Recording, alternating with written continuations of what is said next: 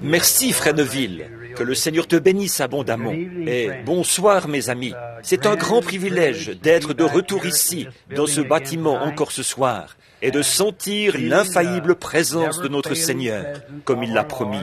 Maintenant, je sais que beaucoup d'entre vous sont restés pour le petit message de ce soir, et j'en suis très reconnaissant. Et beaucoup d'entre vous devront encore parcourir de longues distances en voiture ce soir pour rentrer chez eux. Certains ont déjà libéré leur chambre de motel, si j'ai bien compris. Nous allons essayer de ne pas vous retenir longtemps. C'est d'ailleurs pour cette raison que nous sommes venus tôt, pour pouvoir repartir tôt. Et maintenant, nous allons, aussitôt que possible, j'annoncerai quand nous allons peut-être commencer. J'ai reçu quelques appels cet après-midi.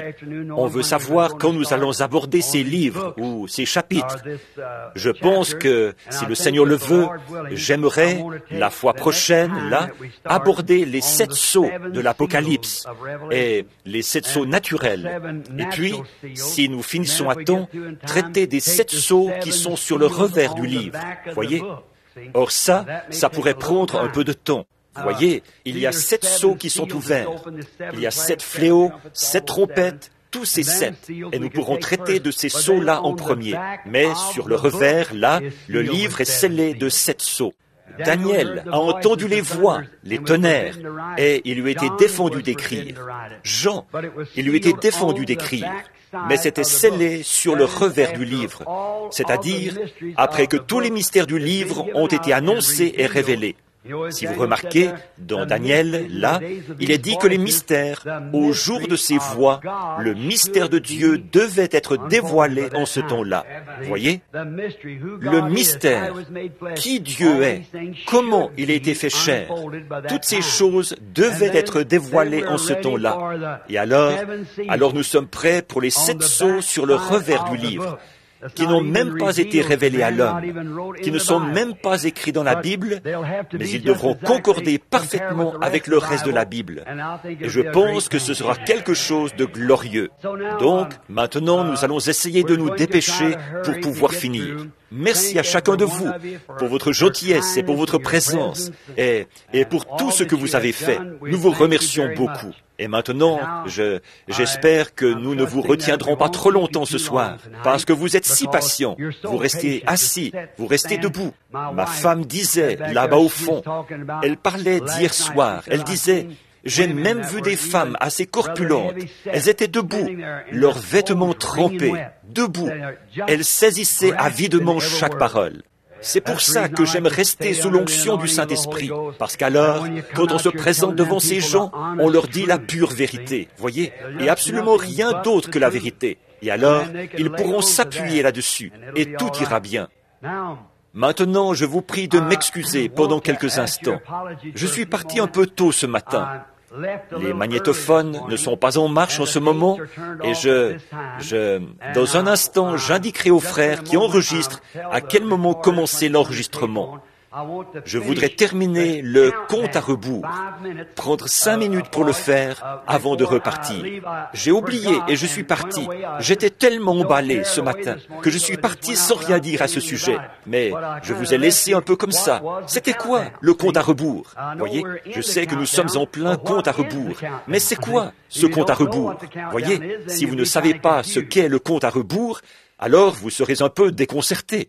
Donc, j'aimerais mettre la dernière main à ça, juste.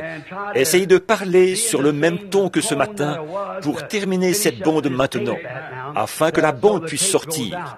Compte à rebours. Alors, si vous voulez bien m'excuser pendant un instant, je voudrais terminer cette bande. Me le permettez-vous, un instant seulement?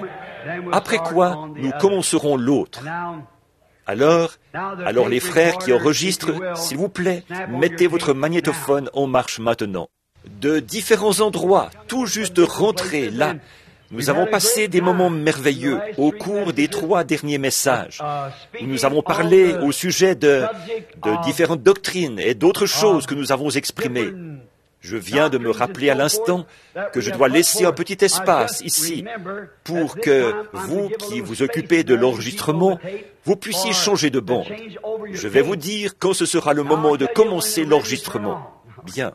Maintenant, je dois surveiller ceci. Ça semble être des manières de procéder bien artificielles, mais il faut que les frères produisent cette bande. Et ils ne doivent pas mélanger tout ça, sinon les gens là-bas, ils ne pourront pas comprendre. C'est pourquoi nous devons le faire de cette manière.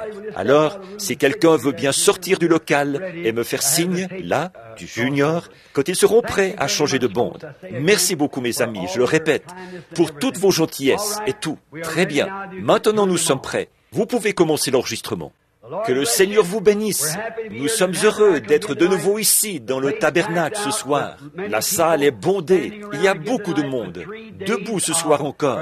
Alors que nous avons eu 3 jours ou 3 moments de réunion. J'aimerais bien que vous tous qui écoutez cette bande, s'il vous plaît, procurez-vous aussi la bande d'hier soir. Étudiez ça chez vous.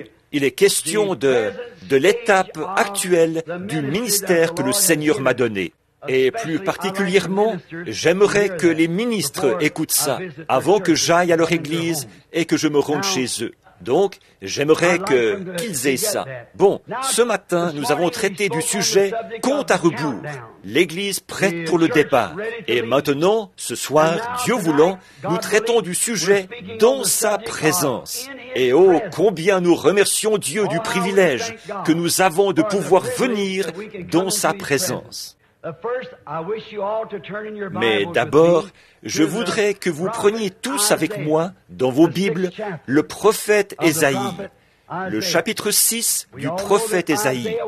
Nous savons tous qu'Ésaïe était un prophète majeur et l'un des grands prophètes de son temps.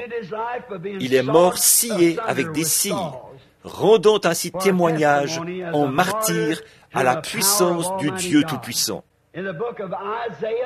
Dans le livre d'Ésaïe, au chapitre 6, je commence à lire au verset 5. Alors je dis, « Malheur à moi, car... » Je vais peut-être commencer au verset 1. Excusez-moi un instant.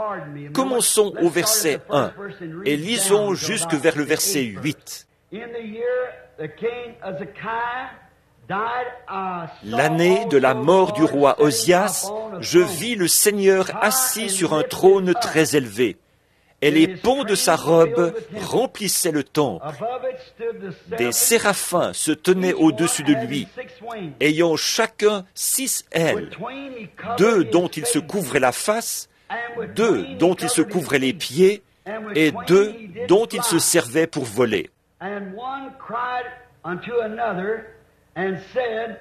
Ils criaient l'un à l'autre et disaient, « Saint, Saint, Saint est l'Éternel Dieu des armées, et toute la terre est pleine de sa gloire. » Les portes furent ébranlées dans leurs fondements par la voix qui retentissait, et la maison se remplit de fumée.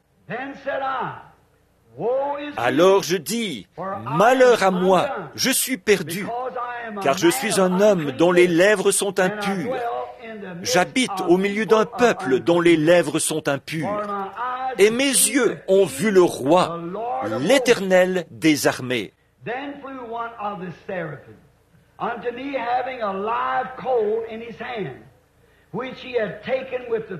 Mais l'un des séraphins vola vers moi, tenant à la main une pierre ardente, qu'il avait prise sur l'autel avec des pincettes. Il en toucha ma bouche et dit, « Ceci a touché tes lèvres, ton iniquité est enlevée, et ton péché est expié. » J'entendis la voix du Seigneur disant, « Qui enverrai-je, et qui marchera pour nous ?» Je répondis, « Me voici, envoie-moi. »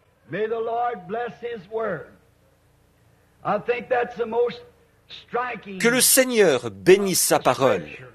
Je trouve que c'est là une écriture des plus saisissantes. Nous constatons que dans la présence de Dieu, les hommes reconnaissent qu'ils sont pécheurs. Nous nous sentons peut-être très bien lorsque nous sommes ailleurs, à différents endroits. Nous avons l'impression d'être des gens très bien. Mais lorsque nous entrons dans la présence de Dieu, alors nous voyons combien nous sommes petits. Il n'y a pas longtemps, j'étais avec un ami à moi que j'ai eu le privilège de conduire à Christ, Bert Kahn, dans le New Hampshire, un compagnon de chasse. Nous étions près de la chute de Cold Brook, dans les Adirondacks, et c'était vraiment une chute immense, gigantesque. L'an dernier, j'ai emmené ma famille là-bas pour qu'ils voient ça. C'est très loin de la route. Il faut faire une randonnée pour arriver jusque-là. Et quand nous avons vu ces flots d'eau bleu-vert qui jaillissaient avec force des montagnes et qui dévalaient sur les rochers, Bert est resté là à me regarder. Il a dit, « Mince, Billy, un homme se sent petit comme ça, en montrant environ un demi-centimètre avec ses doigts. » J'ai dit, « C'est vrai, Bert. » La seule expérience qu'il avait eue pour ce qui est d'entrer dans la présence de Dieu, c'était de voir sa création. L'homme qui a écrit que tu es grand. Je me demande s'il n'avait pas levé les yeux une nuit et regardé les étoiles, comme elles sont loin. Il y a quelques mois, frère Fred, frère Woods et moi, nous étions avec frère McAnally dans le désert de l'Arizona. Nous essayions de mesurer la distance d'une étoile à l'autre. Et comme elles étaient à des millions et à des milliards de kilomètres, on aurait dit qu'elles n'étaient pas éloignées de plus d'un demi-centimètre l'une de l'autre. Alors, nous nous sommes mis à réfléchir. Selon ce qui a été prouvé par la science à ce sujet, ces étoiles sont probablement plus éloignées l'une de l'autre que nous le sommes d'elles. Vous voyez ça? Alors nous constatons combien nous sommes petits. Quand nous constatons combien il est grand et combien nous sommes prêts en entrant dans sa présence. Pour une raison ou pour une autre, entrer dans la présence de Dieu a toujours produit un grand effet sur les gens. Il m'est déjà arrivé dans mon ministère de voir la présence de Dieu remplir un lieu au point d'amener une personne à s'avancer et lui révéler sa vie, déclarer ses péchés, toutes sortes d'actes immoraux. Et les gens étaient alors plongés dans un silence sacré, au point qu'ils sortaient de la ligne de prière avant même qu'ils se soient avancés pour qu'on prie pour eux. Ils se précipitaient vers l'autel et se mettaient en règle avec Dieu avant de venir dans sa présence.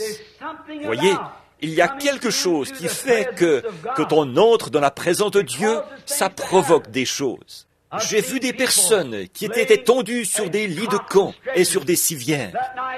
Ce soir-là, à Mexico, quand ce petit bébé gisait mort sous une couverture, la petite maman espagnole l'a amené à l'avant, ou plutôt, la petite maman mexicaine l'a amené à l'avant. Quand ils ont vu, plusieurs milliers de personnes là-bas l'ont vu. Ils étaient peut-être 50 ou 75 000 réunis là, qui ont vu ce petit bébé mort revenir à la vie. Des femmes se sont évanouies. Les gens, les mains en l'air, criaient à tue-tête. Pourquoi? Ils se sont rendus compte qu'un être humain ne pouvait pas faire ça, qu'ils étaient dans la présence du Dieu Tout-Puissant. Et ça a provoqué quelque chose. J'ai eu le privilège d'entendre prêcher des hommes saints. On a raconté une fois, au sujet de Charles Finney, un petit bout d'homme qui n'a jamais pesé plus de 50 kilos, mais qui s'exprimait de manière tellement énergique que, un jour, il testait l'acoustique d'un bâtiment. À cette époque-là, les systèmes de sonorisation n'existaient pas. Et un homme qui faisait des travaux de réfection en haut, au balcon, ou en haut sur le toit du bâtiment, a entendu cet homme qui entrait. Alors, comme il ne savait pas qui étaient ces gens, il est resté bien tranquille. Et M. Finney allait tester l'acoustique. Après avoir passé beaucoup de temps en prière, en vue des réunions de réveil qu'il allait faire, il a testé sa voix pour voir jusqu'où elle portait. Il est allé à la chaire en vitesse et il a dit « Repentez-vous, sinon vous périrez !» Et il a dit avec tant de force, après avoir été sous l'onction de Dieu, que l'homme a dégringolé du haut du balcon, sur le sol, ou du haut du bâtiment, sur le sol. Il prêchait l'Évangile avec tant d'ardeur qu'à Boston, dans le Massachusetts, il a dû se tenir dans une petite bay window parce qu'aucune église ne pouvait contenir sa foule. Il se tenait là à déployer une énergie si puissante et il prêchait l'enfer comme un lieu si affreux que les ouvriers, avec leurs paniers sous le bras, s'effondraient dans la rue, implorant la miséricorde à grands cris, dans la présence de Dieu. De grands prédicateurs qui ont pu, par la parole de Dieu, amener la présence de Dieu à un auditoire. Loin de nous la pensée qu'un jour des hommes aient le cœur tellement endurci qu'ils ne puissent plus reconnaître la présence de Dieu. Loin de nous cette pensée. Quand le premier homme, dès qu'il a péché et fait quelque chose de mal, alors, quand Dieu est entré en sa présence, ou qu'il est entré dans la présence de Dieu, Adam, il ne pouvait pas se tenir dans la présence de Dieu. Il a couru se cacher dans le buisson et a essayé de se couvrir avec une feuille de figuier, parce qu'il savait qu'il se trouvait dans la présence de Jéhovah, le Créateur. Voilà quelle a été la réaction du premier homme après qu'il avait péché et a essayé d'entrer dans la présence de Dieu avec un péché sur son âme. Il n'a pas pu se cacher parce qu'il était encore tendre. Le péché n'était pas ancré comme il l'est aujourd'hui, enraciné profondément dans le cœur des gens. Au contraire, Adam était très conscient du fait qu'il se trouvait devant son Créateur. Alors, il s'est caché dans les buissons et il ne voulait pas en sortir et ne pouvait pas en sortir avant que Dieu ait pris des dispositions pour lui. Nous pourrions retourner prendre dans la Genèse le chapitre 17 et le verset 3, où le grand patriarche Abraham, quand il est entré dans la présence de Dieu et que Dieu lui a parlé, au chapitre 17, au nom du Dieu Tout-Puissant, Abraham est tombé sur sa face. Ce grand patriarche, ce serviteur de Dieu, n'a pas pu rester debout dans la présence de Dieu. Pourtant, il l'avait servi fidèlement pendant 25 ans. Mais quand Dieu est venu en sa présence, ce patriarche est tombé sur sa face, parce qu'il ne pouvait pas rester debout dans la présence de Dieu. Dans Exode 3, nous voyons que Moïse, grand serviteur et prophète de Dieu, quand il était là-bas, derrière le désert, cet homme était un homme saint. Il était né dans ce but. Il était, dès sa sortie du ventre de sa mère, né pour être prophète. Il avait essayé de s'instruire et de faire tout son possible pour délivrer son peuple, parce qu'il avait compris qu'il était celui qui allait délivrer son peuple. Mais à ce moment-là, il l'avait compris d'un point de vue théologique. Il avait été formé, il avait reçu une bonne instruction. Il pouvait enseigner la sagesse aux Égyptiens, le peuple le plus intelligent du monde. Il connaissait toutes ces choses dans les moindres détails. Il connaissait les Écritures de A à Z. Il connaissait les promesses que Dieu avait faites. Il les connaissait d'un point de vue intellectuel. Et c'était un grand militaire. Mais un jour, derrière le désert, quand il est entré dans la présence de Dieu, il a ôté ses souliers et il est tombé à ses pieds, car il savait qu'il était sur une terre sainte. Il n'a pas pu rester sur ses pieds quand il est entré dans la présence de Dieu. Il est tombé sur sa face, comme Abraham l'avait fait. Il n'a pas pu rester debout dans la présence de Dieu. Dans Exode 19, 19, quand le peuple qui avait été choisi par Dieu bien longtemps auparavant, du temps d'Abraham, Abraham avait engendré Isaac, Isaac avait engendré Jacob, Jacob avait engendré les patriarches. Les années qui s'étaient écoulées les unes après les autres avaient produit des hommes saints, de grands hommes, un peuple élu, une race élue, un peuple saint, sanctifié, des gens qui avaient servi Dieu toute leur vie. Et un jour, Dieu a dit, « Rassemble Israël ici, je vais leur parler. » Mais quand Dieu est descendu sur le sommet du mont Sinaï, toute la montagne a été embrasée. La fumée s'élevait de là comme d'une fournaise, et la voix de Dieu a retenti comme un rugissement. Les enfants d'Israël sont tombés sur leur face, et ils ont dit « Que Moïse parle, et non Dieu, de peur que nous ne mourions. » L'homme, dans la présence de Dieu, se rend compte qu'il est pécheur. Pourtant, ils avaient tous été circoncis selon la loi. Ils avaient observé les commandements et tout. Mais quand Dieu a parlé et qu'ils sont entrés en sa présence, ils se sont rendus compte qu'ils n'y étaient pas du tout, qu'ils n'étaient pas en règle, qu'il leur manquait quelque chose, parce qu'ils étaient dans la présence de Dieu. Oui, et ils ont dit que Moïse parle et non Dieu, car si Dieu parle, nous mourrons tous. Que Moïse nous parle. C'est dans Luc 5, 8, là, que Pierre, oh, lui qui était alors un homme très têtu, un homme qui avait beaucoup d'influence, beaucoup de pouvoir, à ce qu'il paraît. Il était un genre de brute, un pécheur bien connu. Mais quand il a vu le miracle de Dieu accompli par un homme apparemment ordinaire, c'est à ce moment-là qu'il a reconnu qu'il fallait être plus qu'un homme pour mettre tous ses poissons dans le filet. Tandis que lui, avec toute son éducation, toute sa connaissance de la pêche, il avait pêché toute la nuit et n'avait rien pris du tout. Mais il avait entendu quelqu'un dire « Jette ton filet à l'eau ». Et quand il s'est mis à tirer, il y avait là une grande quantité de poissons. Il s'est rendu compte qu'il était un homme pécheur. Il a dit, « Retire-toi de moi, ô Seigneur, parce que je suis un homme pécheur. » Qui a dit ça? Saint Pierre, dans la présence de Dieu, a demandé à Dieu de se retirer de sa présence parce qu'il a reconnu qu'il était pécheur. Abraham a reconnu qu'il était fautif. Adam a reconnu qu'il était fautif. Lui qui était le Fils de Dieu, il a reconnu qu'il était fautif. Moïse a reconnu qu'il était fautif. Israël, eux qui étaient une église et une nation, ils ont reconnu qu'ils étaient fautifs. Retire-toi de moi, parce que je suis un homme pécheur. Il n'a pas essayé de dire, moi je suis saint et digne de recevoir ceci. Il a dit, je suis un homme pécheur. Une fois, un homme religieux, prétentieux, imbu de toute la théologie qu'il avait pu recevoir sous les enseignements d'un grand docteur appelé Gamaliel. Son nom était Saul de Tarse, que nous connaissons sous le nom de Paul. Religieux jusqu'au bout des ongles. Il connaissait toute leur religion, jusque dans les moindres détails. Il était pharisien, né de pharisien, et hébreu, né d'hébreu. Il était un homme éminent, un érudit, intelligent, habile, instruit. Il prétendait avoir connu Dieu dès le berceau.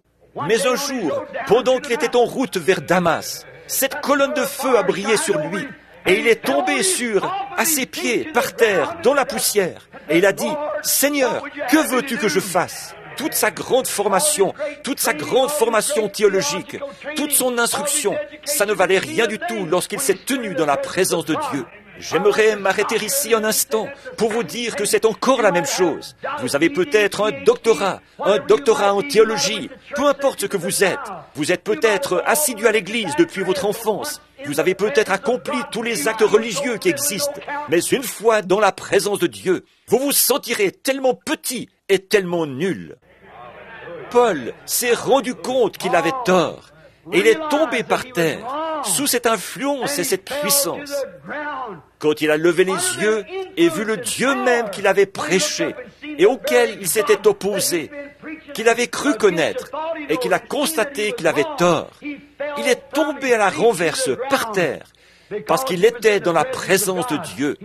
Il a vu cette colonne de feu. Et que dire du grand Saint Jean d'Apocalypse 1:7? Quand la vision lui a été donnée, il a regardé et il a entendu une voix qui lui parlait. Il s'est retourné pour regarder, pour voir la voix, et il a vu 7 chandeliers d'or. Et quelqu'un était debout au milieu des 7 chandeliers d'or. Ses cheveux étaient comme de la laine. Ses yeux étaient comme des flammes de feu. Ses pieds étaient semblables à des colonnes d'airain.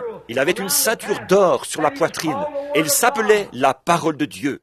Et le grand Saint Jean, après qu'il avait marché avec Christ, qu'il s'était appuyé sur sa poitrine, après qu'il avait fait toutes ces choses, comme je l'ai dit ce matin, le ministère de Paul était de beaucoup supérieur à celui de tous les autres.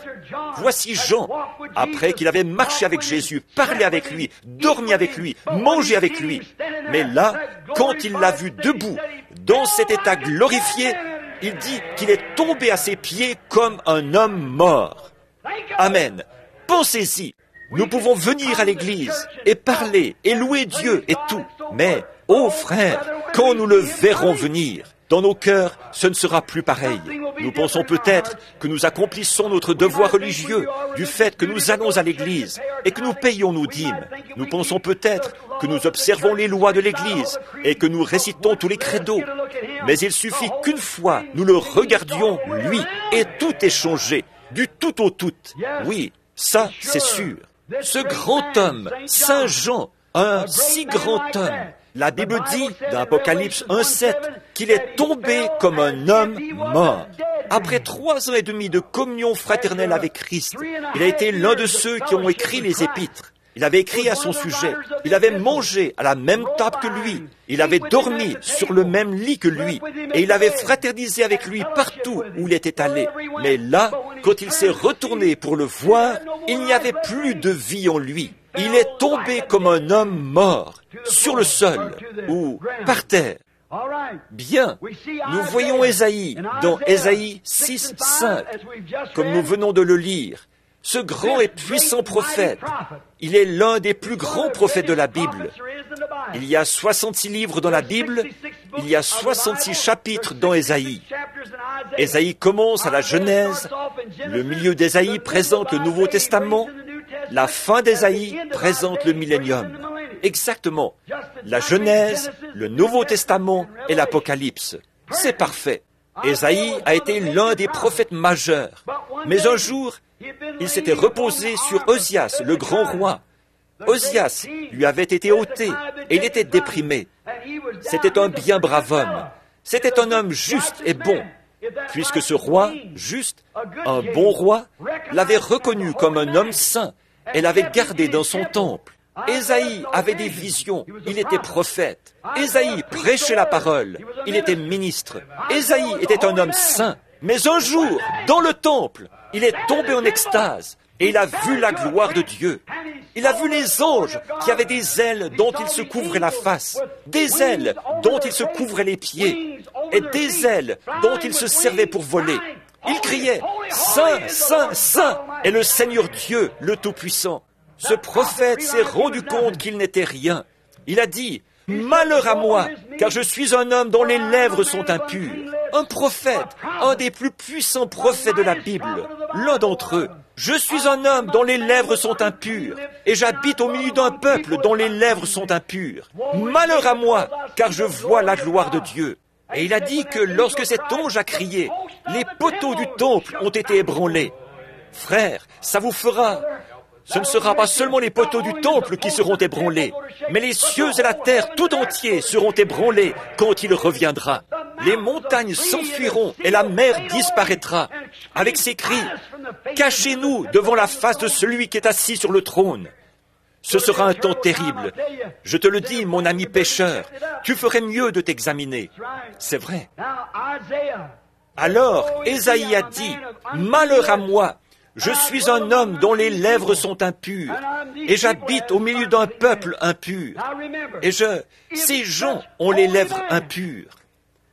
Maintenant, souvenez-vous, si des hommes d'une telle sainteté ont reconnu qu'ils étaient pécheurs dans la présence de Dieu, que feront le pécheur et l'impie en ce jour-là? Que feront les gens qui ont assisté à ces réunions? Que feront les gens qui ont vu la puissance de Dieu, qui ont entendu le conte à rebours de la parole, qui ont vu Dieu se manifester, et, sans l'ombre d'un doute, toutes les Écritures accomplies, mais qui essayent, malgré tout, d'aller au ciel sans être nés de nouveau, et sans avoir reçu le Saint-Esprit. La Bible dit, si le juste se sauve avec peine, que deviendront le pécheur et l'impie? Dans quelle situation allons-nous nous trouver si nous voyons Dieu se dévoiler sous nos yeux et que nous voyons la gloire de Dieu exactement comme ces hommes-là l'ont vu? Et si des hommes de cette trempe-là ont poussé des cris, des prophètes et des sages sur lesquels se fonde la parole, si eux ont poussé des cris, sont tombés à la renverse et se sont écriés « Je suis un homme dont les lèvres sont impies ». Impureté. Ça va se passer comment alors pour l'homme qui ne veut même pas confesser ses péchés? Ça va se passer comment pour l'ado qui ne veut pas confesser ses péchés à lui ou ses péchés à elle? Ça va se passer comment pour l'homme au cœur dur qui croit en savoir plus long sur la création de Dieu que Dieu lui-même? Qu'arrivera-t-il à l'homme qui a passé toute sa vie à essayer de démontrer la fausseté de la Bible? Ce gars-là, que deviendra-t-il? Pensez-y. Ceci, c'est de l'évangélisation. C'est le temps où il faut ébranler les gens. C'est le temps dont Dieu a parlé, disant qu'il viendrait un temps qu'une fois, il avait ébranlé le mont Sinaï, mais qu'il y aurait de nouveau un ébranlement, où il ébranlerait non seulement le mont Sinaï, mais il ébranlerait tout ce qui peut être ébranlé. Mais avez-vous remarqué le reste de ce passage de l'Écriture? Mais nous recevons un royaume inébranlable. Alléluia! Tout ce qui peut être ébranlé sera ébranlé. Les cieux seront ébranlés, la terre sera ébranlée. Les cieux et la terre passeront, mais cette parole ne passera jamais.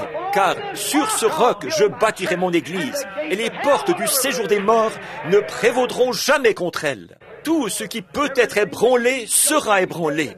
Mais nous recevons un royaume qui est la parole de Dieu lui-même, et Dieu est sa parole. Il ne s'ébranle pas lui-même. Amen. Oh là là!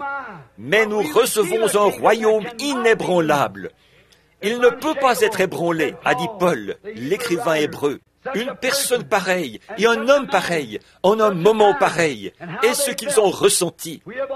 Et nous aussi, nous avons nous-mêmes vu la gloire de Dieu, comme ces hommes-là l'ont vu. Certainement, nous l'avons vu. Nous avons vu la gloire de Dieu comme Abraham l'a vu. Nous avons vu la gloire de Dieu comme Moïse l'a vu. La même colonne de feu, la même puissance de Dieu, le même Christ qui se révèle, qui montre ce qu'il est, qui tient sa parole en ce dernier jour. Alors, comment pouvons-nous venir en ce lieu et marcher, prendre cela autant à la légère? Comment pouvons-nous marcher comme ça, rester attachés à nos credos et à nos dénominations et ne pas accepter la parole de Dieu? Ça va se passer comment pour nous en ce jour-là? Il va nous arriver quoi à nous après que nous avons vu la gloire de Dieu? Certains se tiennent à l'écart et se moquent de cela. Certains en rient. Certains appellent cela du fanatisme. Certains appellent cela de la télépathie mentale. Certains appellent cela Belzébul. Certains appellent cela telle ou telle chose. Comme dit le vieux proverbe, les insensés marchent avec des souliers cloutés là où les anges craignent de poser les pieds. C'est vrai. L'insensé dit en son cœur, il n'y a point de Dieu, après avoir vu Dieu manifester si parfaitement par sa propre parole, pas par un credo, mais par sa parole. Il piétine cela et s'en moque. C'est un insensé. En effet, c'est Dieu est la parole, et Dieu s'est manifesté clairement devant lui. C'est un insensé, dit la Bible. Ça va se passer comment pour lui, quand il devra se présenter là-bas? Ce sera terrible pour cet homme-là, en ce jour-là. L'impie. Les pécheurs repentis, par contre, eux, ils n'ont aucune crainte. Oh non! Un pécheur qui se repent, il sait qu'il y a un sacrifice sanglant qui l'attend pour prendre sa place. C'est ce qui m'apporte la consolation. J'ai vu la gloire de Dieu. J'ai senti sa puissance. Je sais reconnaître sa main quand elle me touche. Je sais reconnaître son châtiment quand il me frappe. Je sais qu'il est Dieu et je sais que je suis perdu. Mais quelqu'un est là pour moi. Amen. Quelqu'un est là et il dit, Père, charge-moi de toute son iniquité, parce qu'il a pris position pour moi là-bas sur terre. Alléluia. Alors, avec assurance, je m'approche du trône de Dieu, avec dans mon cœur la grâce qui me fait savoir que ce n'est pas par mes bonnes œuvres, mais c'est par sa miséricorde que je suis sauvé. Ce n'est pas ce que j'ai pu faire, ce à quoi j'ai pu adhérer, ce que j'ai pu dire, mais c'est par sa grâce qu'il m'a sauvé.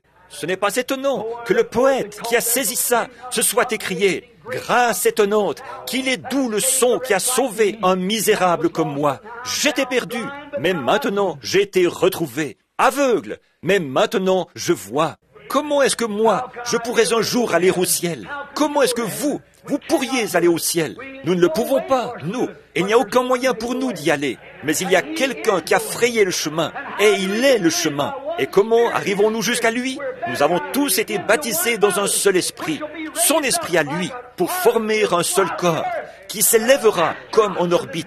Nous quitterons la terre, comme des astronautes de ce dernier jour, avec la foi de Dieu. Amen.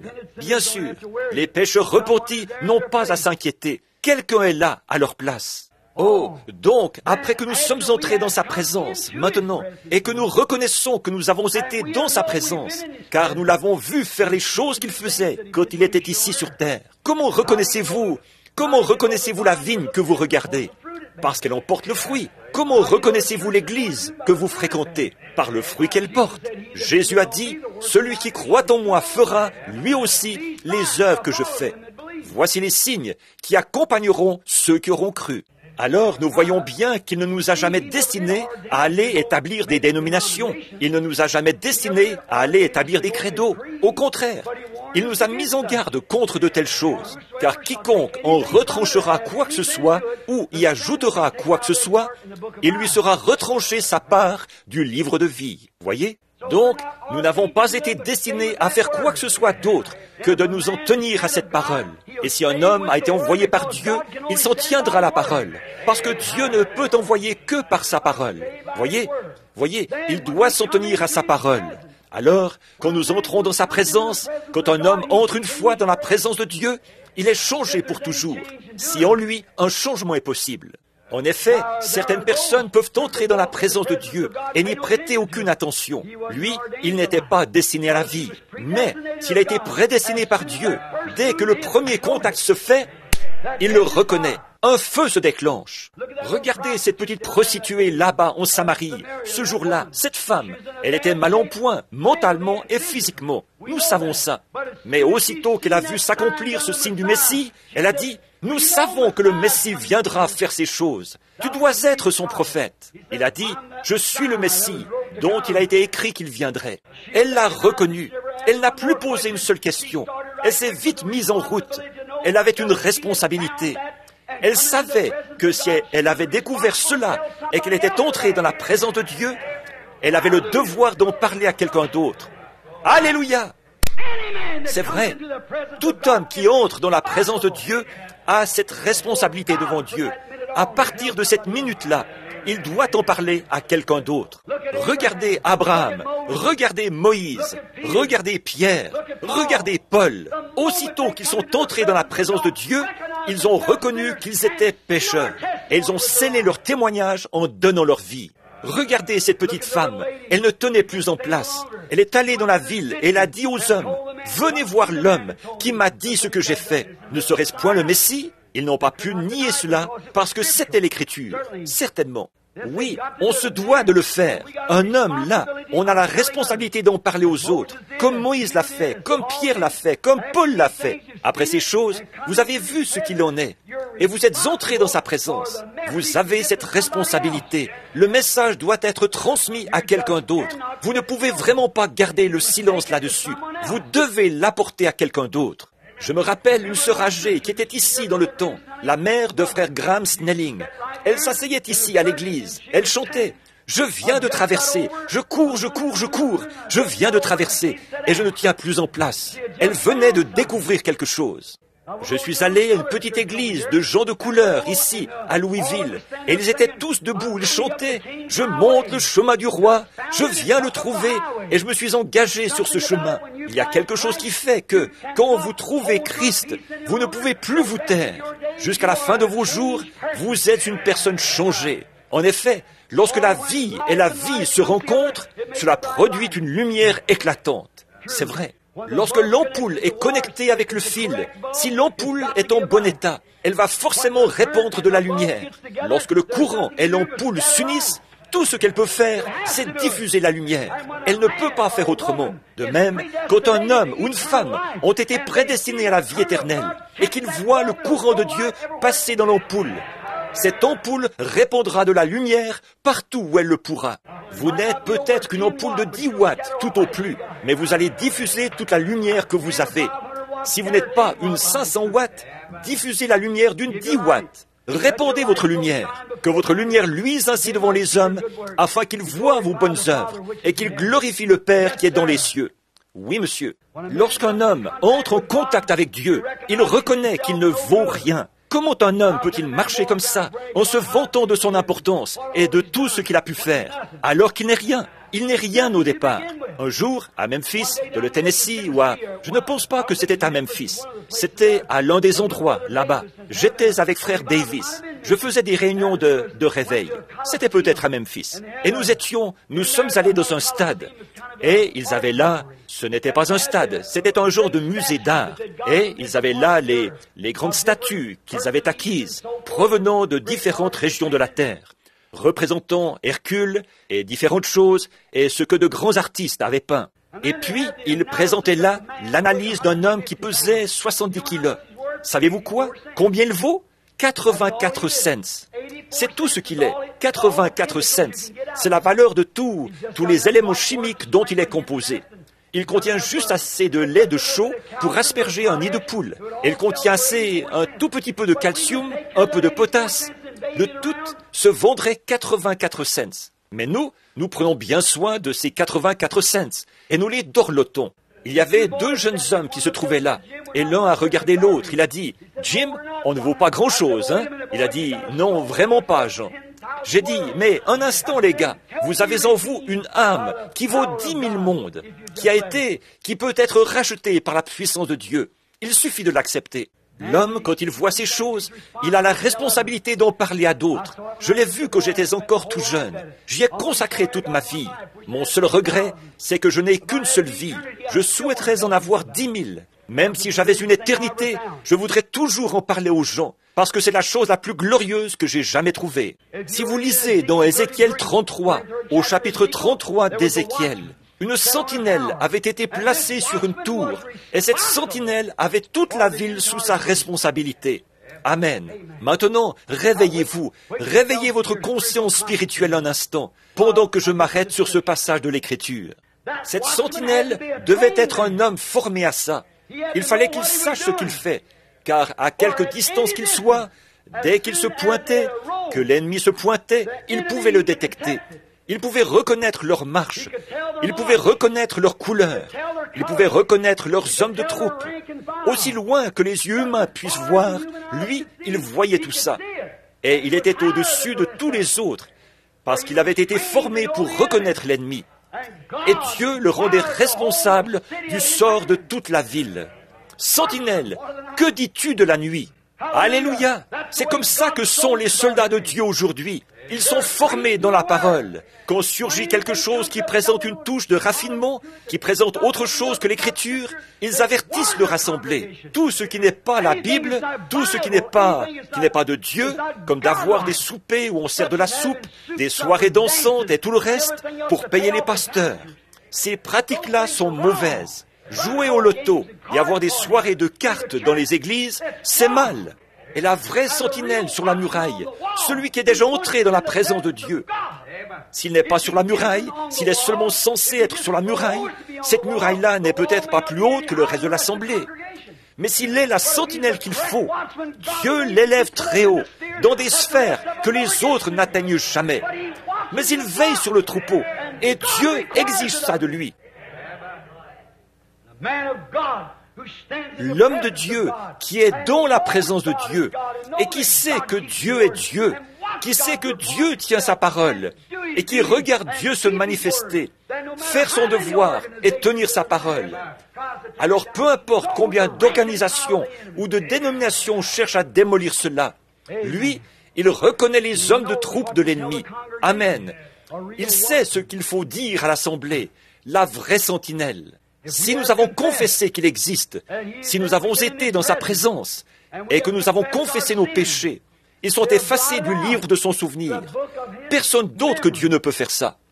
Bon, vous pourriez me faire n'importe quoi, je vous pardonnerai, mais je m'en souviendrai. Si moi, je vous faisais quelque chose, vous me pardonneriez, mais vous vous en souviendrez. Mais Dieu, lui, il peut pardonner et oublier. Réfléchissez à ça. Ne s'en souvient même plus. Amen. Ça me fait du bien. Quand la chose ne revient même plus à la mémoire, ça, il n'y a que Dieu qui puisse le faire. Il n'y a que Dieu qui puisse faire ça. Il a dit qu'il effacerait de son livre de souvenirs. Moi, je ne peux pas le faire. Et vous ne pouvez pas le faire. Parce que nous n'avons que ces petits sens limités. Mais lui, il est le Dieu infini. Il peut carrément oublier que cette action-là a été commise. Amen. Une jeune femme venait d'une église de campagne. Et son père était un prédicateur à l'ancienne mode, de ceux qui poussaient des cris, ou un membre de cette église. Donc, elle est allée s'installer en ville. Elle s'est mise à frayer avec les femmes de là-bas. Elle s'est mise à faire comme elle et à suivre la mode. Un jour, elle a eu un peu honte de la visite de son père et sa mère, ou de son père plutôt. Sa mère était morte. Donc, le brave vieux, tout ce qu'il faisait, le matin, il se levait, prenait son petit déjeuner, et ensuite, il prenait sa Bible et la lisait. Et il pleurait, il priait, il poussait des cris de joie toute la journée. Il courait de long en large dans la chambre. Et elle, ça la mettait un peu mal à l'aise. Et donc, à toute heure de la nuit, là, s'il prenait la Bible et se mettait à la lire, il se levait du lit et criait à tue-tête. Gloire à Dieu! Alléluia! Oh, gloire à Dieu! Il passait la moitié de la nuit à taper du pied et à pousser des cris. Donc, un jour, elle allait recevoir les membres de son église pour un petit thé, le genre de réception qu'il donne tout le temps, vous savez. Alors, elle se demandait ce qu'elle allait bien pouvoir faire de son père. Après tout, c'était son père. Elle décide donc de le faire monter au grenier. Elle lui dit, « Papa, tu n'as pas envie de te retrouver au milieu de toutes ces femmes, n'est-ce pas ?» Il a dit, « Non, je ne pense pas en avoir envie. » Elle a dit, « Eh bien, on va recevoir les femmes de l'église ici aujourd'hui. On va faire une petite réunion de prière. Alors voici ce que je te propose, papa. Pourquoi ne pas monter au grenier ?» Il a dit, « Je peux bien faire ça, je pense. » Alors elle a dit, « Lis ce beau livre. » Et elle lui a donné une géographie. Elle lui a enlevé sa Bible pour qu'il reste tranquille. Elle savait bien que s'il lisait la Bible, il se mettrait à faire beaucoup de bruit là-haut. Alors, il était juste au-dessus d'elle, vous savez, de la pièce où avait lieu leur réception. Donc, elle lui a donné cette géographie en disant, « C'est vraiment bien, tu devrais lire ça, papa, parce que ça raconte toute la vérité sur le monde. » Eh bien, il a dit, « Je vais lire ça avec plaisir. » Alors elle a dit, « Maintenant, monte là-haut et reste bien tranquille jusqu'à ce que les femmes partent. Et ensuite, tu pourras redescendre et après tu pourras faire tout ce que tu veux. » Il a accepté. Il monte donc et s'assied là-haut. Et pendant leur thé, vous savez, elles étaient toutes là à jacasser au sujet d'un tel. Et vous savez comment ça se passe. Elles s'amusaient bien. Et à peu près à ce moment-là, il y a eu un déchaînement incroyable là-haut, de cris et de sauts et les morceaux de plâtre qui tombaient. Le brave vieux courait à toute vitesse, de long en large dans le grenier. Il sautillait en criant à tue-tête, « Gloire à Dieu! Gloire à Dieu !» Les femmes ne savaient pas ce qui se passait là-haut, ce qu'il y avait en haut. Alors le voilà qui descend les escaliers. Il arrive à toute vitesse. Elle a dit, « Papa, c'est une géographie que je t'ai donnée à lire. » Il a dit, « Oui, je sais. Tu sais, il a dit, « J'ai lu dans cette géographie ici qu'il y a des endroits dans la mer où il n'y a pas de fond. » Et il a dit, « Hier, j'ai lu dans la Bible, là. » Il a dit qu'il a mis mes péchés dans la mer de l'oubli. Gloire à Dieu! Il a dit, « Il s'enfonce toujours. Il ne s'arrête jamais. Il s'enfonce toujours plus. » C'est vrai. Et il poussait des cris de joie à ce sujet. Eh bien, c'est vrai.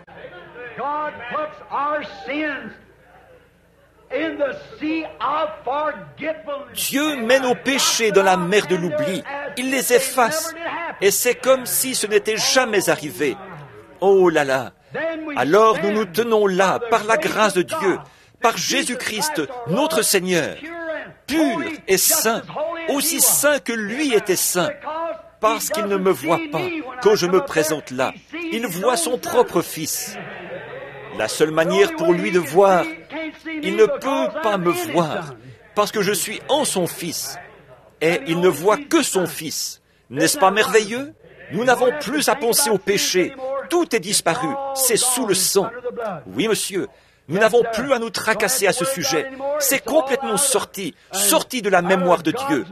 Il ne s'en souvient même plus. Ésaïe, ce prophète puissant, quand il a confessé ses péchés, il a dit, « Malheur à moi, car je suis un homme dont les lèvres sont impures. » Un prophète. Je suis un homme dont les lèvres sont impures, et mon assemblée est impure. Voyez, les gens à qui je prêche, ils sont impurs. Je suis impur. Et malheur à moi. Mais voici un groupe d'anges descendus de la gloire de Dieu qui repoussent les nuages. Je regarde là-haut et je vois les pans de sa robe qui remplissent le ciel tout entier. Et j'observe ces anges qui n'ont jamais su ce qu'est le péché. Ils n'ont jamais même su ce qu'est le péché. Et là, dans la présence de Dieu, de deux ailes, ils se couvrent la face. De deux ailes, ils se couvrent les pieds. Et ils ont deux ailes dont ils se servent pour voler. Et ils crient jour et nuit. Saint, Saint, Saint est le Seigneur Dieu. Il y a de quoi sentir son manque de sainteté, n'est-ce pas? Alors, qu'est-ce qu'il a fait? Il a dit, malheur à moi. Et quand il a confessé ses péchés et qu'il a dit, malheur à moi, l'ange est allé prendre les pincettes. Il a pris un charbon ardent, ce qui représentait le Saint-Esprit et le feu. Il est allé en toucher les lèvres du prophète. Et il a dit, je t'ai purifié. Alors les ailes, en battant l'air comme ça, ont repoussé les rideaux du temps. Et il a entendu Dieu dire, « Qui marchera pour nous ?» Mais, après qu'il a découvert qu'il y avait un moyen d'éliminer le péché, Dieu désirait que quelqu'un marche pour lui. Alors il a dit, « Me voici, envoie-moi. » Il avait été dans la présence de Dieu. Il avait confessé ses péchés. Il avait été purifié de ses péchés. Et il était prêt à servir. Amen. Comme le poète qui a saisi ça l'a exprimé, des millions se meurent dans le péché et la honte. Entends leurs cris tristes et amers. Dépêche-toi, mon frère. Va vite à leur secours. Réponds-lui sans tarder. Maître, me voici. Quand je pense à l'Afrique, à l'Inde et partout dans le monde, des millions de païens crient et implorent la miséricorde. Mais qui ira? Pas leur remettre un tract, mais leur rapporter Jésus-Christ. Quelqu'un qui est dans sa présence, comme Moïse, qui pourra descendre là-bas leur montrer ce qu'est une vraie délivrance. Pas les faire adhérer à une église, ou leur faire serrer la main à quelqu'un et adopter un credo, mais apporter la délivrance à leur âme. Un homme saint et bon. Oui, Ésaïe a confessé ses péchés et il a été purifié. Après que Jacob avait lutté toute la nuit, là, en train de confesser ses péchés, vous vous rappelez le lieu où il se trouvait? Il a été appelé Péniel. P-E-N-I-T-E-L. Péniel. Le mot Péniel en hébreu signifie la face du Dieu Tout-Puissant. Jacob, le petit escroc, avait fui toute. Son nom était Jacob, ce qui signifie supplantateur, c'est-à-dire trompeur. Il avait fui toute sa vie, loin de Dieu. Mais après être entré une fois dans la présence de Dieu, à Péniel, devant la face de Dieu, il s'est saisi de Dieu et a refusé de le laisser aller. Oh Dieu, nous avons besoin de plus de Jacob. Il a tenu bon devant la face de Dieu, dans la présence de Dieu. Il est resté là jusqu'au lever du soleil. Dieu a dit, laisse-moi aller, car le soleil se lève. Et il est resté là, devant la face de Dieu, jusqu'au lever du soleil. Mais il est reparti, justifié et sauvé. Ah! Oh, c'était vraiment fantastique. Donc, de savoir qu'il avait lutté jusqu'au bout. En effet, il avait eu des signes venus de Dieu. Il avait eu des songes au sujet de Dieu. Mais cette fois-là, il avait été devant la face de Dieu, dans la présence de Dieu. Pensez-y, mes amis. Maintenant, nous allons faire vite. Dans la présence de Dieu, un homme est changé. Jacob a été changé. Il pouvait maintenant marcher avec Dieu. Oui, il était un homme différent de celui qu'il était lorsqu'il est parti là-bas. Le combat était maintenant terminé. Oui, monsieur. Et il s'est mis à bâtir un autel. Il n'avait pas l'habitude de bâtir des autels, vous savez. Mais je vous assure que quand on entre dans la présence de Dieu, on a envie de bâtir un autel quelque part. On a envie de trouver un endroit où on pourra prier. Il a bâti un autel. Il avait été purifié. Dieu avait gagné. Et Jacob a été changé de Jacob, supplantateur, en Israël, un prince puissant devant Dieu. C'est ce qui est arrivé à Jacob. Le supplantateur, le trompeur, l'injuste, l'impie, le trompeur, qui avait trompé son frère, qui avait, pour ainsi dire, volé à son frère le droit d'aînesse. Il l'avait obtenu par un moyen déloyal. Quel trompeur! Il a trompé son beau-père. Il a mis des branches de peuplier, ce qui a produit des veaux tachetés. Quand les vaches portantes venaient là, regardaient ça, et les brebis, elles voyaient ces branches tachetées et mettaient bas des petits tachetés, qui avaient des taches de naissance à cause de ça. Trompeur! Il a trompé son propre beau-père. Il a trompé sa mère, trompé son père, trompé son frère. Mais après être entré une fois dans... C'était un escroc. Il était en fuite, partout où il allait. Il était toujours en fuite devant Dieu. Il était en fuite devant son frère. Mais quand il est entré dans la présence de Dieu, il a reconnu qu'il était un pécheur.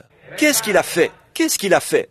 Il a vu la possibilité qui s'offrait à lui. Il s'est trouvé en présence de quelque chose auquel il n'avait même jamais pensé auparavant. Et il est resté là jusqu'à ce que tous ses péchés aient disparu. Oh là là! Dieu l'a amené en sa propre présence. Dieu trouve un moyen d'amener les hommes en leur présence, après quoi ils prennent leurs décisions. Certains fuient loin de lui, certains accourent vers lui. S'ils ont été prédestinés à la vie, ils y croient, ils s'y accrochent. Sinon, ils cherchent à s'éloigner et ils disent, il n'y a rien de vrai là-dedans, voyez? Et ça, c'est l'homme qui est perdu. L'homme qui confesse son péché recevra son pardon. Si vous cachez votre péché, vous ne prospérerez point. Non. Donc, Jacob, lorsqu'il, vous savez, le lendemain, il a rencontré Ésaü son frère. Là, il n'avait plus besoin de son aide. Il n'avait plus besoin de ses armées. Son occupation, maintenant, c'était de bâtir des autels. Il ne craignait plus Ésaü. Psaume 16, 8. David a dit, « Je garde l'Éternel sous mes yeux. » C'est une bonne chose à faire. Psaume 16, 8. « Je garde l'Éternel sous mes yeux. » Afin qu'il ne soit pas dans la confusion. Il désirait être conscient de sa présence. C'est pourquoi David a dit, « Je garde constamment l'Éternel devant moi. » En effet, moi, David, je garde l'Éternel devant moi, afin d'être toujours conscient de la présence de Dieu. N'est-ce pas que ce serait une leçon valable pour chacun de nous ce soir? Gardez l'Éternel devant nous, afin d'être conscient de sa présence. Faites-le passer avant tout. Pourquoi? Faites-le passer avant tout, devant vous. Pourquoi? Alors, vous ne pécherez pas. Quand vous êtes conscient que vous êtes constamment dans la présence de Dieu, quand vous êtes conscient que Dieu est présent, vous surveillez ce que vous dites. L'homme, quand il pense que Dieu est absent, il jure, il convoite les femmes, il vole, triche, ment, il se permet n'importe quoi, quand il pense que Dieu ne le voit pas. Mais faites-le entrer dans la présence de Dieu, il arrête tout de suite. Voyez? Et David a dit, « Je mets l'Éternel constamment devant moi. » C'est une bonne chose. Ce n'est pas étonnant que Dieu ait déclaré qu'il était un homme selon son cœur. L'homme se permet tout quand il pense que Dieu n'est pas prêt. Mais quand il est conscient que Dieu est prêt, avez-vous déjà remarqué le pécheur? Lorsqu'une personne sainte s'approche, il arrête de jurer, s'il a un tant soit peu de respect. Voyez, il ne fait pas les plaisanteries grossières qu'il aurait faites. Voyez, il s'abstient parce qu'il sait qu'il est dans la présence de Dieu, puisque Dieu habite dans le tabernacle de son peuple. Voyez, David, après avoir fait ça, il a dit, « Mon cœur sera dans la joie. » J'aimerais que vous le lisiez, le psaume 16. « Mon cœur sera dans la joie et mon corps repose en sécurité. » Pourquoi? Mon cœur sera dans la joie parce que j'ai toujours Dieu sous mes yeux. Et mon corps repose en sécurité. Si je meurs, je serai ressuscité, car il ne permettra pas que son sein voie la corruption, et il n'abandonnera pas son âme dans le séjour des morts. Voyez, quand David a mis Dieu devant lui, et qu'il était conscient qu'il était constamment dans la présence de Dieu, cherchez premièrement le royaume de Dieu. Maintenant, écoutez, Église, je vous aime, et je veux que vous m'écoutiez là, comme frère McCullough avait coutume de dire, là je vais dire quelque chose. Mettez toujours le Seigneur devant vous et ne faites rien que vous ne feriez pas en sa présence, parce qu'il veille sur vous. Voyez, le Seigneur campe autour de ceux qui le craignent. Il reste là, tout près de vous, et il sait tout ce que vous faites. Et vous devez reconnaître cela. Quand vous êtes sur le point de dire un mensonge, ne le dites pas. Souvenez-vous, Dieu vous écoute. Si vous êtes sur le point de faire une petite tricherie, ne la faites pas. Dieu vous regarde. Si vous êtes sur le point de prendre son nom en vain, ne le faites pas. Dieu vous écoute. Si vous êtes sur le point de fumer une cigarette, il vous observe. Voyez? Il y a un chant que nous avions l'habitude de chanter. Tout le long du chemin vers la véritable demeure de l'âme, il y a un œil qui te surveille. À chacun de tes pas, ce grand œil est éveillé. Il y a un œil qui te surveille. Souvenez-vous, faites comme David. Mettez le Seigneur constamment devant vous. Alors votre cœur sera dans la joie et votre chair reposera avec espérance. Car il l'a promis. Oui, monsieur, il savait qu'il ressusciterait parce que Dieu l'avait promis. Très bien. Quand on entre dans sa présence, on est changé. On n'est plus jamais le même. Regardez, tout au long des âges, les hommes de tous les milieux. Regardez Abraham. Vous dites, eh bien, une vie changée, ça, ce n'est que pour les ministres. Oh non, une vie changée, c'est pour tout le monde. Voyez, Abraham, là, était fermier. Mais quand il a entendu la voix de Dieu lui parler et qu'il a eu cette vision, à partir de ce moment-là, il était un homme changé. Il s'est séparé de sa parenté, de tous ses camarades.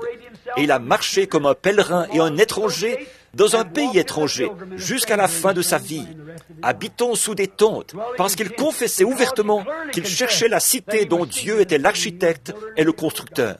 Il savait qu'il y avait un Dieu et qu'il y avait une cité quelque part, dont Dieu était l'architecte et le constructeur. C'est ce que nous dit Hébreux 11, qu'il cherchait la cité dont Dieu était l'architecte et le constructeur.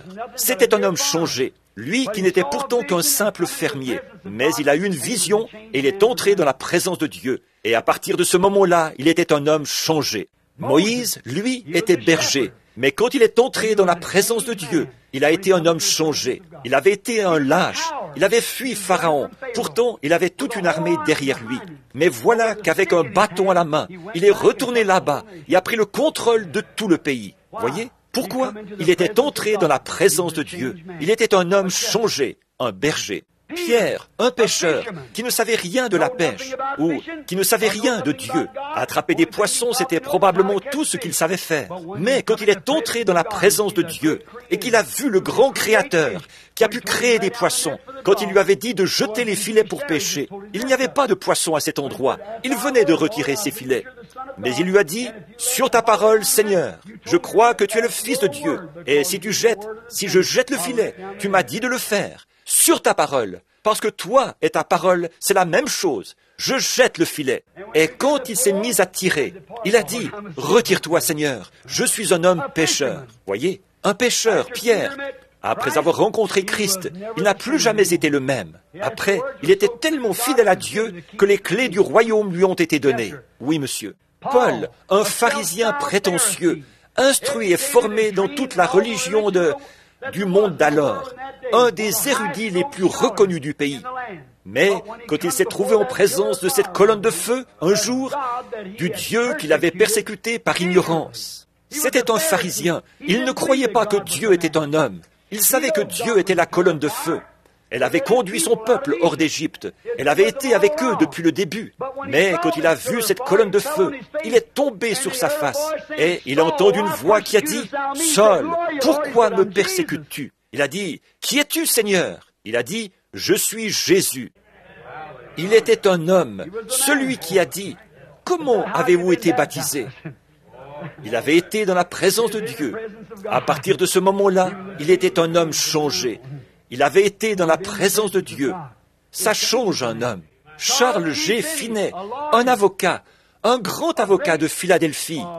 Mais quand il est entré dans la présence de Dieu, il a abandonné ses études de droit et il est devenu l'un des prédicateurs les plus puissants que ce pays ait jamais eu.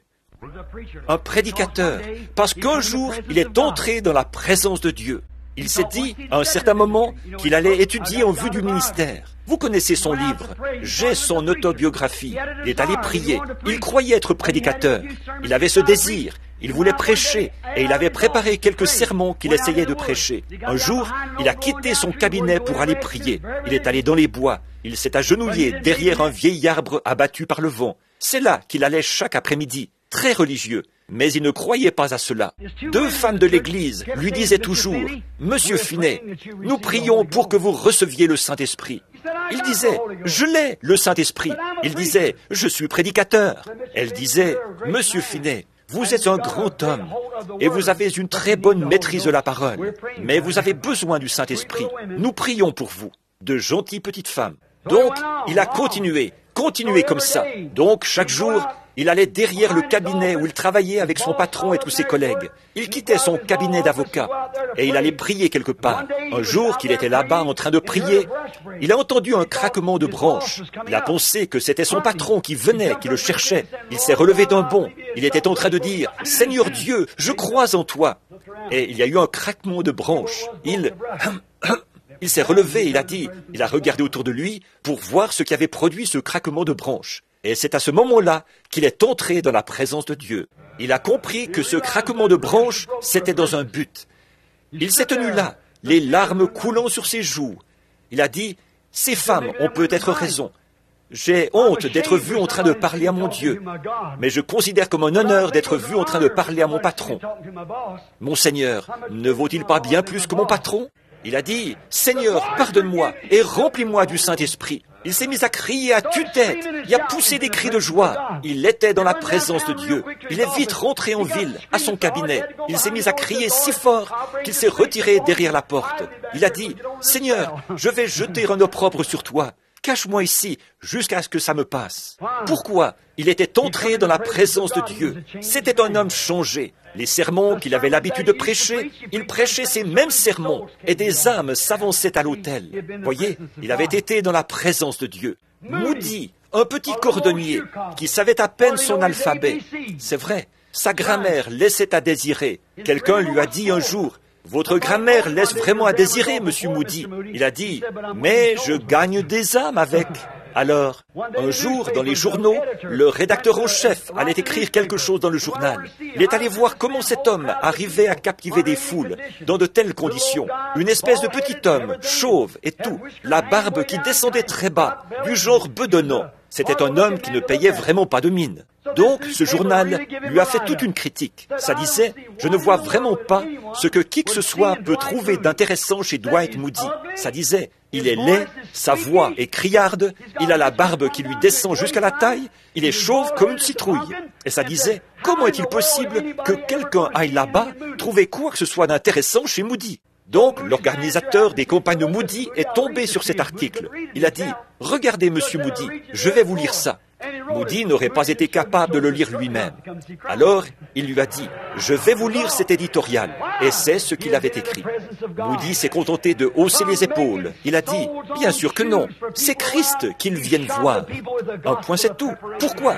Il avait été dans la présence de Dieu. Lui qui autrefois avait fabriqué des semelles de chaussures qui allaient être usées par les gens, il chaussait maintenant les gens de l'évangile de la préparation. Pourquoi? Il était dans la présence de Dieu. C'est vrai. Une petite femme, un jour, est entrée dans la présence de Dieu. Elle était aussi coupable qu'on peut l'être. En un instant, lorsqu'elle s'est rendue compte qu'elle était dans la présence de Dieu, tous ses péchés ont été pardonnés. Elle était aussi pure et aussi blanche qu'un lys. Oh là là, je pourrais nommer encore bien d'autres personnes là, mais le temps ne le permettrait pas. Mais je voudrais parler un peu de moi-même. Aurait-on pu trouver plus méprisable que moi? J'étais où? Issu d'une famille d'ivrognes, issu d'une famille de meurtriers, issu d'une famille de contrebandiers d'alcool. Et vous le savez tous, vous savez quel genre de réputation nous avions ici. Les gens ne nous parlaient pas dans la rue. J'allais en ville, je me mettais à parler à quelqu'un. Personne ne voulait me parler, à moins qu'il n'y ait personne autour. Ils me parlaient, et si quelqu'un d'autre arrivait, il me plantait là. Et je restais là à pleurer. Non, ce n'est pas vrai, ce n'est pas possible, c'est mal ça. Mais un jour, je suis entré dans la présence de Dieu. Il m'a changé et a fait de moi un fils d'une autre espèce. Sa grâce m'a fait entrer dans sa présence. Jamais je n'ai eu envie d'en sortir. Ça fait maintenant 30 et quelques années que j'y suis. Je n'ai pas envie d'en sortir. J'ai l'assurance que j'y serai toujours. La mort elle-même ne me séparera jamais de sa présence. Non, je serai avec lui pour toujours. Quand j'ai vu pour la première fois sa présence, j'ai crié comme Ésaïe, « Malheur à moi !» Alors il a étendu sa main de grâce sur moi. J'ai été une personne changée. Le petit renégat qui autrefois sortait et faisait n'importe quoi, et tout a été changé. Et depuis ce moment-là, j'ai été son enfant. Depuis ce moment-là, j'ai désiré consacrer toute ma vie à son service. Si seulement je pouvais avoir 10 000 vies de plus à lui consacrer. Celle-ci est maintenant passablement usée. 53 années se sont écoulées. Environ 33 d'entre elles, ou 32 d'entre elles, ont été vécues au service de l'Évangile. J'aimerais avoir encore 1000 ans à y consacrer. Pourquoi? Une fois que je suis entré dans sa présence et que je me suis rendu compte que quelqu'un aimait celui qui n'était pas aimable, que quelqu'un m'aimait alors que personne d'autre ne m'aimait, que quelqu'un se souciait de moi alors que personne d'autre ne se souciait de moi. J'ai entouré sa croix de mes bras, je l'ai serré contre moi, et alors moi et lui sommes devenus un. Et à partir de ce moment-là, je l'ai aimé. Il a taché ma poitrine et mon cœur de son sang, en me touchant et en me pardonnant mes péchés. Et ce soir, je suis heureux d'être l'un des siens. Je désire ne jamais quitter ce lieu céleste, bien que le tentateur ait souvent cherché à me convaincre. Mais je suis en sûreté dans l'attente de Dieu. Son amour et sa grâce me rendent heureux. Et je vis dans le cœur des Alléluia. Oh, ça réjouit mon cœur. Je le recommande à toutes les personnes abattues. Je vous le recommande, à vous qui n'avez pas d'espérance, vous qui n'avez jamais été dans sa présence. Tout ce que vous devez faire, c'est confesser vos péchés et vous rendre compte que vous avez tort. Et ce soir, Dieu a établi cet ange appelé le Saint-Esprit. C'est lui qui ôtera tous vos péchés. Alors, vous vous écrierez, « Seigneur, me voici, envoie-moi ». Alors, vous lèverez les mains et vous chanterez, « Je le louerai, je le louerai, je louerai l'agneau meurtri, que tout peuple le glorifie, car son sang lave tous les péchés. Je l'aime, pas vous, vivre dans sa présence. Lorsque je suis monté en chair ce matin, je me sentais vraiment indisposé, vraiment souffrant, à cause, la semaine dernière, j'étais dans le Kentucky, avec quelques amis intimes qui sont assis ici. Si je restais là-bas très longtemps, ils me tueraient, c'est sûr. On me gâte à mort. Quelques-unes des meilleures cuisinières que j'ai jamais rencontrées dans ma vie. Et quand je suis plein, complètement gavé, frère Branham, vous prendrez bien un peu de ceci. Et c'est tellement bon que j'essaye de faire descendre ça de force. J'avais l'estomac tellement chargé que je n'arrivais même plus à bouger. Je n'arrivais pas à dormir. Je me levais et je marchais un peu. Et ce matin, quand je suis arrivé, je ne me sentais pas très bien. Mais dès que je suis entré dans sa présence, c'était réglé. C'était réglé. Tout a disparu à ce moment-là. C'est vrai. Oh, vivre dans sa présence. I will praise him. I will praise him. Praise the Lamb for sinners slain. Give him glory, all ye people, for his blood has washed away ye stain. Inclinons maintenant la tête.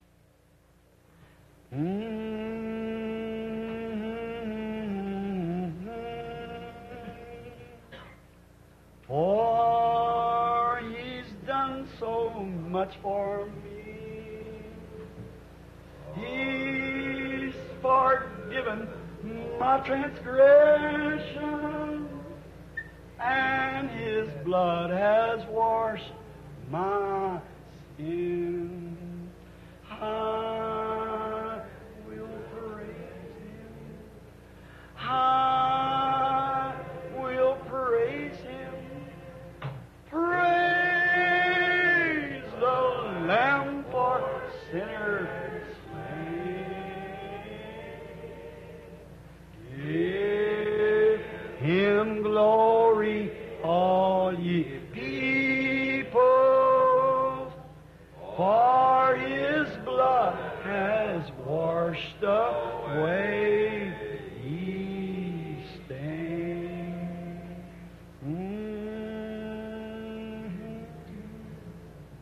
Maintenant, si vous êtes ici ce soir, et je sais que sa présence est ici. J'étais dans la pièce tout à l'heure, avec une petite fille de l'Église de Dieu.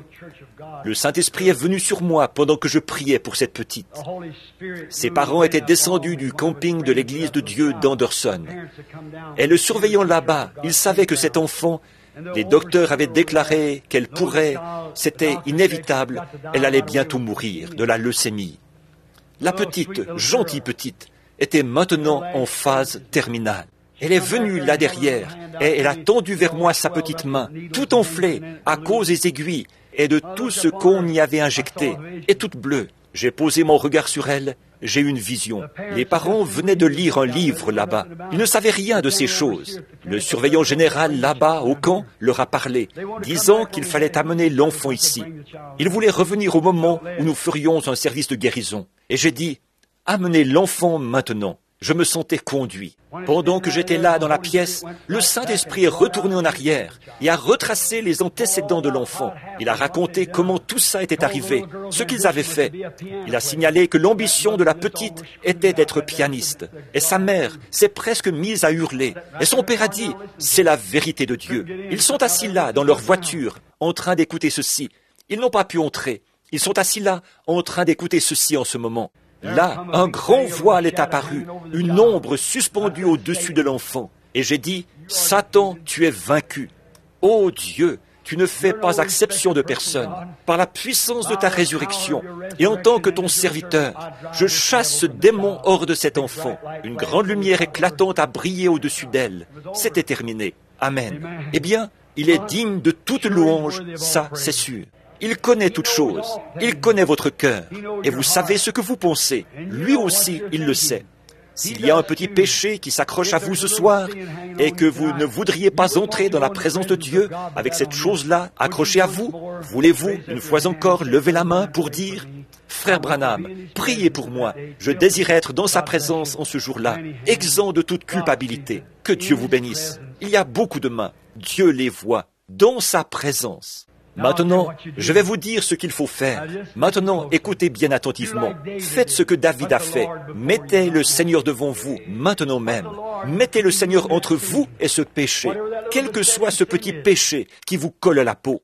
C'est peut-être le mensonge. C'est peut-être le vol. C'est peut-être les mauvaises pensées. C'est peut-être un tempérament colérique. C'est peut-être la boisson. C'est peut-être le tabac. C'est peut-être les jeux d'argent. Je ne sais pas ce que c'est. C'est peut-être la convoitise. Ça pourrait être n'importe quoi. Je ne sais pas ce que c'est. Quoi que ce soit, mettez le Seigneur devant vous. Alors votre cœur sera dans la joie et votre chair reposera avec espérance. Car vous savez que Christ a promis qu'il ressusciterait de nouveau dans les derniers jours. Lorsqu'il apparaîtra, nous serons alors semblables à lui. Pourquoi ne pas faire ça maintenant, pendant que nous prions? Notre Père Céleste, un petit message décousu, apporté par un serviteur là, fatigué. Mais je réfléchissais à ce sujet, demeurer dans la présence de Dieu. Et nous voyons ce soir quel effet cela a produit sur des hommes saints, d'entrer dans ta présence. Quel effet cela a eu sur eux? Des sages, de grands prophètes puissants, qui avaient été établis par Dieu et envoyés pour prêcher la parole. Mais quand ils l'ont rencontré face à face, ils sont tombés par terre, comme un homme mort. Nous, qu'est-ce que nous allons faire en ce jour-là, Seigneur?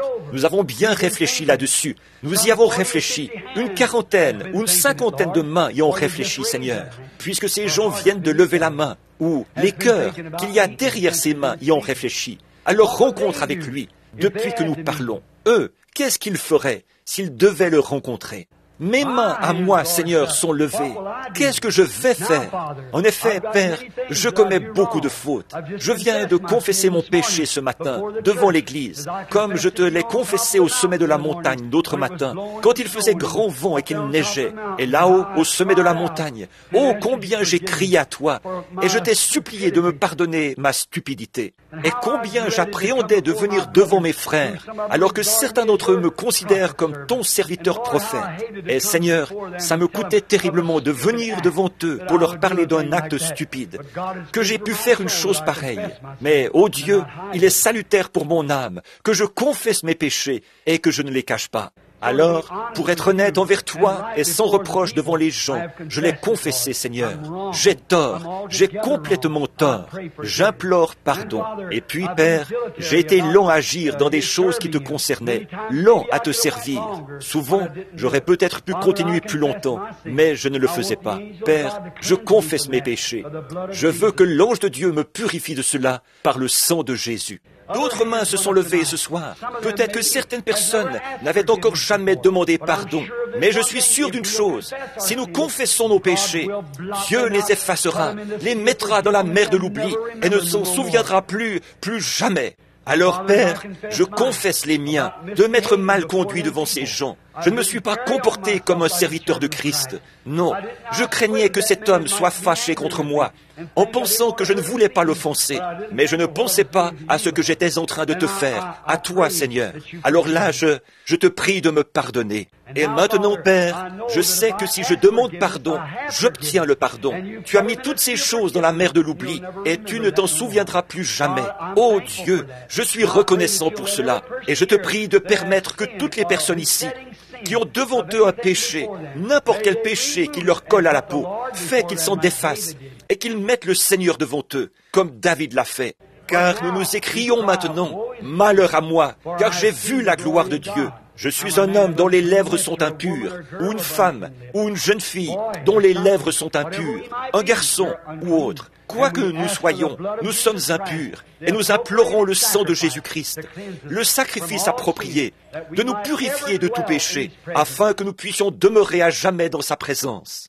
Donne-nous de repartir d'ici ce soir, notre cœur dans la joie, et notre chair reposant avec espérance, en sachant que, lorsque Jésus reviendra, nous serons ressuscités avec lui, à sa ressemblance, et nous le rencontrerons dans les airs, dans l'enlèvement, lorsque le compte à rebours sera enfin terminé. Nous voyons que le comptage pour le 7e âge de l'Église est déjà fait, et nous sommes maintenant prêts à décoller.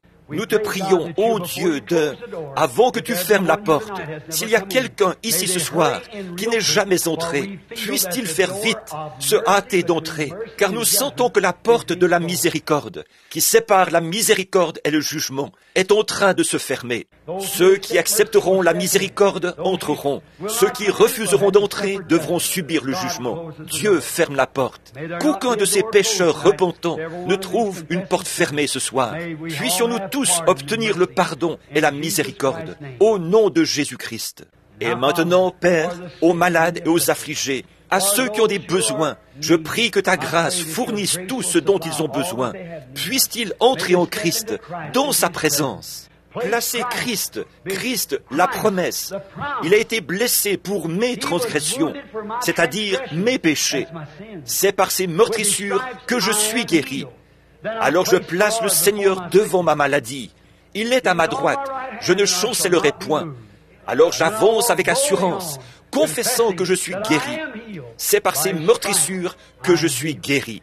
Accorde-le, Seigneur, à chacun d'eux. Et nous savons que si nous confessons de notre cœur ou de nos lèvres et que nous croyons dans notre cœur, alors nous obtenons ce que nous désirons. Tu as dit, quand vous dites quelque chose, croyez que cela arrive, et ce que vous avez dit vous sera accordé. Nous croyons cela, Père, et nous croyons que tu nous purifieras de tous nos péchés, que tu guériras toutes nos maladies, et que tu nous accorderas ta grâce, Seigneur, afin que nous te servions. Sois avec ces gens. Beaucoup d'entre eux vont rouler sur des routes sombres ce soir. Beaucoup d'entre eux parcourront de nombreux kilomètres. Fais qu'il ne leur arrive rien, Seigneur. Ils sont venus de partout dans le pays, s'asseoir ici pour écouter le compte à rebours, pour voir combien proches nous sommes du temps de la fin. Je leur ai maintenant demandé de repartir en plaçant Dieu devant eux, constamment devant eux, devant tout le reste, avant leur voyage, avant de faire quoi que ce soit, avant leur lever, après leur coucher, toujours, avant de dormir, n'importe où, qu'ils fassent passer Dieu avant tout, car il est à ma droite, je ne chancellerai point. Ainsi que leur cœur se réjouisse, en sachant qu'ils ont reçu ce qu'ils ont demandé, parce que Dieu l'a promis, et leur chair reposera avec espérance.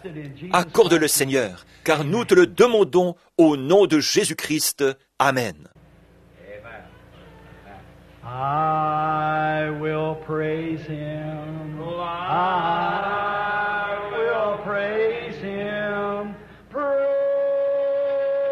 the Lamb for sinners slain. Give him glory, all ye people, for his blood has washed away his stain. Maintenant, croyez-vous que vous avez placé le Seigneur entre vous et votre péché, entre vous et votre maladie, entre vous et votre faute, entre vous et vos voies? Le Seigneur est constamment devant moi et je suis dans sa présence.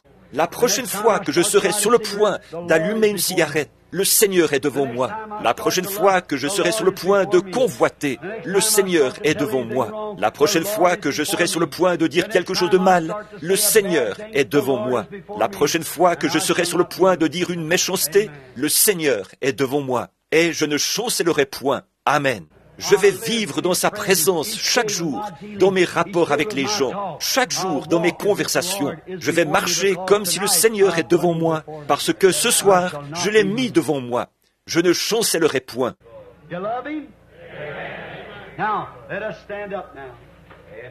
L'aimez-vous? Alors maintenant, levons-nous. Oh, je me sens vraiment bien. C'est comme si je n'avais pas envie de rentrer à la maison.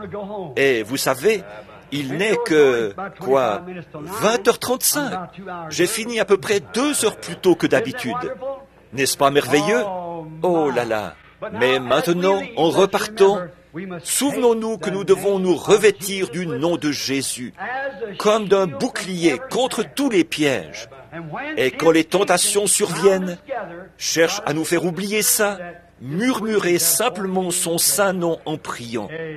The name of Jesus with you, child of sorrow and of woe.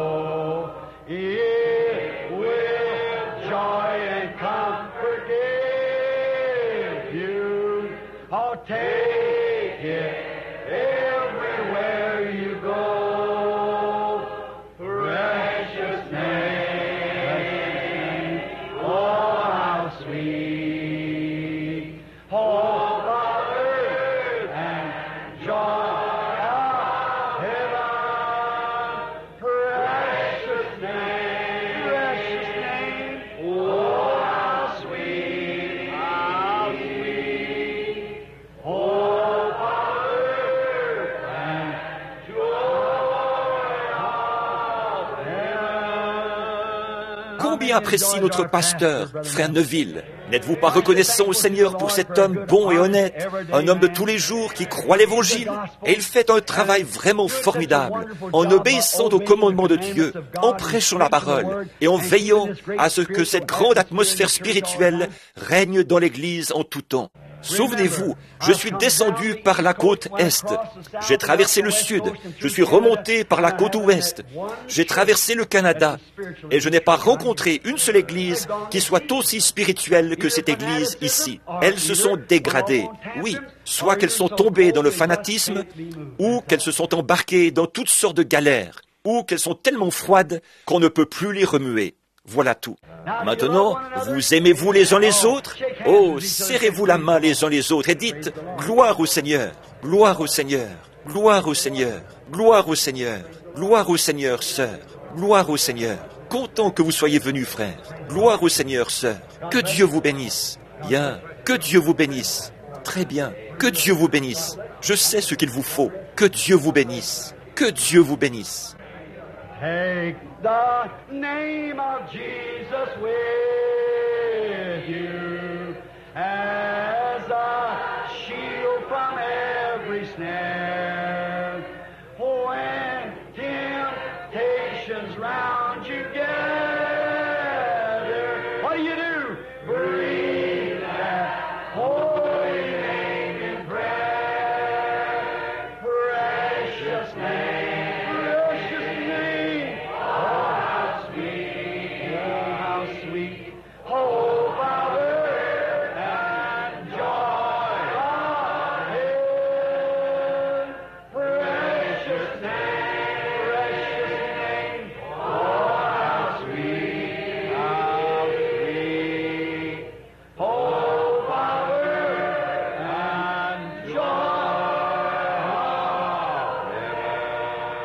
Inclinons maintenant la tête, tout doucement.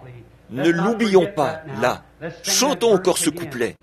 Take the name of Jesus with you. What for? For a shield from every snare. When Satan tries to snare you. When temptations round you gather, what do? Just breathe that holy name.